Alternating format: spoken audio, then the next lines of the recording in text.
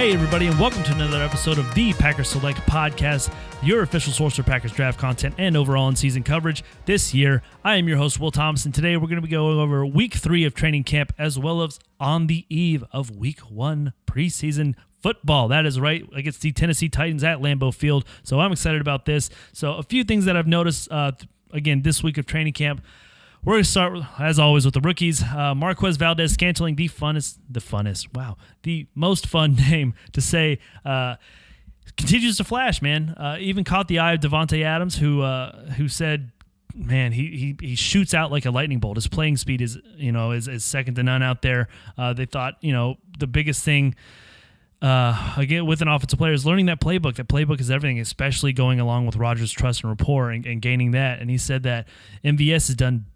Man, he plays so fast. But his one comment, which is kind of goes along with what we saw at family night and throughout other practices, whether OTAs, mini camps, or training camp, he just is getting the habit of finishing. He has a few drops, and I don't think it's any issue with his hands. He looks like he has phenomenal hands. It's just sometimes the concentration, that moment, it just gets away from him and he drops it, which happens to everybody. Happens to the best of us. Davante Adams had struggled with it throughout his rookie year with drops a little bit, and he has probably the best hands, if not the best hands. He has the best hands on the team, if not in the actual division. So I'm really excited to see how MVS keeps developing. ESQ, Equinemius St. Brown, again, runner-up of probably the most fun name to say, taking a gigantic, monumental step forward these past few weeks. He's constantly doing just the little things right. Out of the 3 draft picks, he's the most consistent. He constantly gets open. He uses his size. He hardly drops any pass, which is where the other 2 are struggled. He doesn't have almost any concentration drops, and he's just really good at being big but being quick. And it's a la like Keenan Allen almost. So I think I'm not comparing as a direct correlation like he's as good as Keenan Allen, but I think at the top of that route, as he develops these little things, man, I'm excited to see what little separation he can add to his already humongous quick frame. But amongst the 3 that we drafted, he's definitely sticking out as the most consistent, and he's taking a huge step forward and kind of pole vaulting himself up the depth chart. I think he's almost securing his spot on the roster, which I didn't think was in jeopardy to begin with. But as a 6th round pick, you never know. We cut a 4th round pick wide receiver quite a few years ago, so anybody's cuttable. Last but not least, Josh Jackson, Jair, and Kevin King have been out this week. So he got a lot of quality reps starting, especially with King and Jair, like I said, being sidelined with the shoulders and groin injuries. He's getting opportunities, man. You can't fault that. And he's fared well thus far, which is awesome. He had a good outing against Davante, where I think he went 3 for 4 completion-wise, and even had a deep ball that he tipped down as he trailed Davante. So, if you're sticking with Davante, your man coverage is getting better, which is where his faults were kind of lying at, and we all knew that coming out of college, being a 1-year starter at a corner, and also him being just an awesome zone cornerback, given that he was a wide receiver beforehand. He just has that feel to play the ball. But that technique will come. He has the size, he has the speed, he has all the attributes to do so, and he's a dynamic football player, so he knows football. And so I think the man coverage will come in the fact that he's hanging with Davante right now, even though Davante felt like there was a few PIs there. That's good. That's good. That's progress. That's what you want in rookies. And I think Patine's scheme is ultimately going to end up fitting him, which is good. So we're going to switch over to the vets now, go from rookies to vets. A few things that I noticed. We're going to start with people coming back from injuries before we get back to the injuries. People coming back. Randall Cobb, Kentrell Brice were back after a short time period, which was amazing. Cobb was a little surprising to me just because how tentative I know our medical staff are. And since he had an issue with his surgically repaired ankle, since it flared up, I thought they were just going to sit him out longer to say, hey, man, we know you're going to be good. Just sit tight, hold over there, let that ankle heal up just because ankles are everything with wide receivers, obviously. But Brice was, man, that caught me way off guard. It caught me off guard when he was walking around at practice, a few days after his injury, just because, he had a noticeable limp. But I was like, wow, it's like, all right, that's really encouraging. It wasn't his knee. It ended up being his ankle.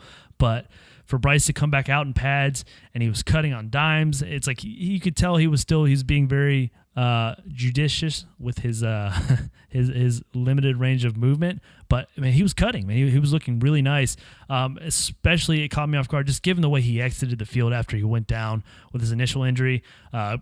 Pretty much yelling out. He had his head was in his jersey, which is usually indicative of a lot of pain and hiding a few tears here and there. But that was really encouraging to see him out. So it's going to be hopefully throughout the latter end of training camp. I don't know if it's going to play on Thursday. I think they'll be a little cautious, but I'm really excited to see him versus Josh Jones, to see how that battle plays out, and also to see where Josh Jones is his versatility, where it leads him. I know they want to kind of pigeonhole him more towards one aspect, so he's thinking less and not playing him at safety, at back, or at slot, at blah, blah. Even though he has the ability to do so, I think if you get Josh Jones playing fast, that's going to be an amazing thing, and I think Bryce can really help that. Again, so now we went over a few people coming back. Yay. Now we're going to go over a few people leaving. Boo. Kevin King and Jair Alexander were both out. Kevin King with a shoulder injury. No worries, Packers or Pack fan. It was the opposite shoulder that he's had issues with throughout college as well as last year. So it's not that. It's probably just something that happened that he might have tweaked or bumped or bruised. Jair had a groin pull. Again, probably nothing crazy. Just with those types of injuries, whether it's groins, hamstrings, you want to be cautious. You want and just kind of let them sit, let them run their course. And especially with two guys that are explosive like King and Jair, they're going to be using those groins and hamstrings pretty exclusively when they're trying to jolt out. So I have no problems with that. Just give them some rest; they'll be fine. Kyle Murphy was in at left tackle with Bakhtiari, Agent 69, on the sideline from his ankle injury at family night. Which, man, it's like you never like seeing the media tabloids say Bakhtiari carted off. You see carted off and you automatically panic, but it didn't look terrible. He walked off the sideline. You could tell he was limping a little bit. They checked it out, and you could tell they just carted him off just because they don't want to put any weight on it walking further to the locker room, just because he's a big boy. I think he described it as your classic basketball ankle roll, and it didn't look bad, didn't look good, but every ankle heals differently, so it'll be interesting to see his timeline with that. But I think he's not in any jeopardy of not starting the season fully healthy, which is good because that's Bakhtiari to Kyle Murphy. I'm not saying Kyle Murphy's any bad, but Bakhtiari, there's a reason why he was the left tackle last year and the number one left tackle, ironically, in Madden this year, which is good. He's got recognition. Moving down the line, Jimmy Graham was out a few practices. I think just one practice. I'm not sure if he's out this today. But he went down Monday. He made a huge play, went down.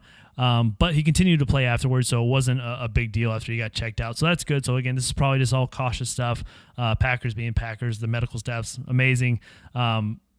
Despite what a lot of people think with our injuries, a lot are just fluke injuries, man. Fluke injuries happen. But our medical staff, being as cautious as they are, make sure that the players are ready to play when they're ready, or make sure the players play when they're ready to play, which is awesome. So he continues to look great with Rodgers. I'm super excited to see. Again, I know I keep harping on that, but man, it's like it's been a while since we've had that Finley-esque identity. Deep middle, short middle, whatever, that safety blanket. That's what we thought Martellus was going to be last year. Ended up didn't working out, which is fine. But, man, I think the addition of Graham and Mercedes, I think Byron Bell said it best, is that Byron Bell and Mercedes Lewis were on the end of the line, and they were just supposed to double team. They made it, or he said it made it super easy for him because Mercedes just literally grabbed his guy and threw him across his face. So that's going to be fun to see. I'm excited about the smash and dash tight ends that we signed along to go with Kendricks. So, a very underrated third string tight end, possibly second string, who knows? Last but not least, I want to go over some of the comments that Aaron Rodgers made. I loved. I know a lot of people were saying, oh, it's just grumpy Rodgers. No, I loved it because he really sets the tone. He lets you know that he's there and he sees what you're doing. So everybody's always held accountable. Rodgers grabbed the horn to keep the youngins in check the other day. He pretty much lambasted them for their effort during scout team drills. And it's never good to catch the eye of QB1 in that regards, especially when trust and rapport with him is everything. Ask Jeff Janis compared to Geronimo Allison. I think that him really grabbing him and saying, hey, Santa's always watching, so be a good boy, that's what you want. You want to set the tone because you do not want to disappoint Rodgers, let alone you want them to be, be held accountable and say, hey, you're a pro. I get it, you're on scout team, but give me everything you got because this is how I made my living. Rodgers ran the scout team while he was under Brett Favre's shadow, and he took that as serious as his game time, which is what makes him such a dynamic performer and a football player. So it was really refreshing for him to let him know via public media that, like I said, Santa's always watching, so be a good boy or you're going to end up on the naughty boy list. That concludes my coverage. I'm super excited to see who we roll out. One, I know Rodgers probably isn't going to play him, but who we roll out on week 1 against the Titans of the preseason and how we're going to play. I'm really excited to see how the depth, the young guys play, and I'll have more coverage on that. I actually go into the game, so I'm going to keep a good, astute eye on my beer as well as the team there. So I'm really excited, guys. So thanks again for tuning in to another episode of Packers Select. We are at 10 minutes and 40 seconds, so we are right on time. Again, my goal is always to get this in 15 minutes or less so you can get your fill of the Packers. Need to know what you know. Get your pack on, then go get your life on, get on with yourself so you don't have to waste an hour of me just bloviating and going on and on and on about just some random stuff that you probably don't care about. So again, thanks for joining. You can always follow us at Packers Select. We're on Instagram. We're on Twitter. You can find us on YouTube. Subscribe to our channel. We have podcasts. Our previous podcast, we have our previous draft prospect breakdowns from last year's draft, my initial reaction to after the Packers drafted them, as well as we're going to start implementing more draft prospects and our breakdown of them for the upcoming 2019 NFL draft and how they're going to fit in with the Packers. So I'm really excited about that, guys. Thanks for listening. See ya.